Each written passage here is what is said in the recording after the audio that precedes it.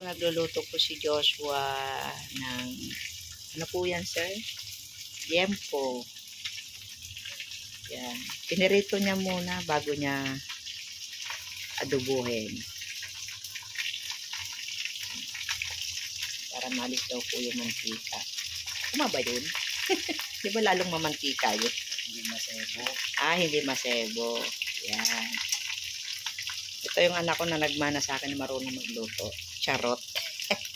Ayan. Yan. Wala, huwag ka mag-alala. Hindi naman nakita. Ayaw magpakita sa camera. Yan po. Abangan na lang natin ang kanyang mga luto. Kung paano siya mag-adobo. Aadobohin daw niya. Yan. Yan po siya. Sarap ng papakin. Ay! Natatakam na ako sa kaya lang medyo mataba-taba siya. Pero okay lang. Kasi pinirito na siya. Ganyan po siya magluto. Piprito niya muna yung mga ganyan sa kanyang aadobo. Ay hahaluan din niya ng patatas yung kanyang adobo. Yan. Pag nandito siya nagluluto. Kasi mahilig din niya po magluto.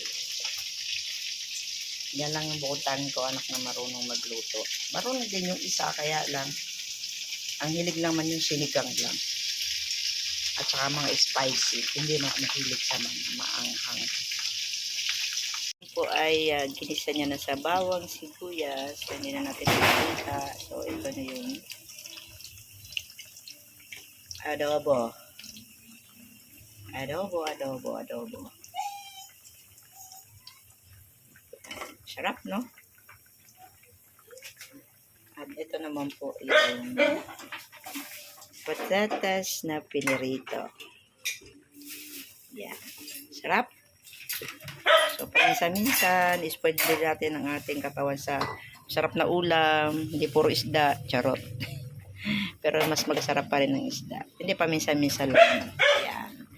Kain na tayo. Mamaya-maya. Kakain na.